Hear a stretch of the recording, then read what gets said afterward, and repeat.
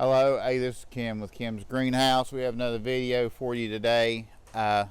We've had a good response this week on mums. A lot of people's been buying mums. It's time of the year to get started at that. Still a little bit warm, but I mean, it's time to get those mums in the ground. If you want to try to get them to come back next year, you need to get those green mums in the ground. So now's the time to do that. And also, where it's finally we've dried up, we've got some dry weather, and if you've got shrubbery or your plants, especially trees or shrubs going into fall, you need to be irrigating those some, put some water on them so you don't stress them going into fall.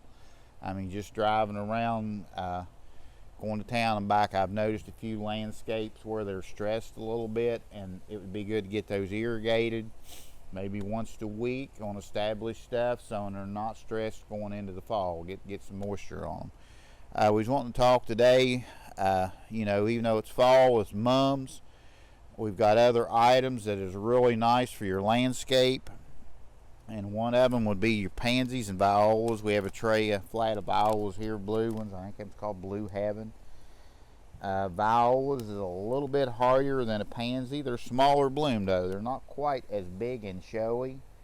But your violas and then the winter pansies, both of them, I mean, it's an excellent money spent. I mean, you see here we got our pansies right here, starting to show color. They're just beautiful, and it's the best money spent on an annual. I mean, you plant them now and they will bloom up into the winter. If you have a mild winter, they'll bloom through the winter, and then next spring they will be ready to just bloom their heads off next year. I mean, excellent plant to kind of add some colors to your landscape with your mums. And also we have a lot of cabbage and kale, ornamental cabbage and kale. This is a purple kale.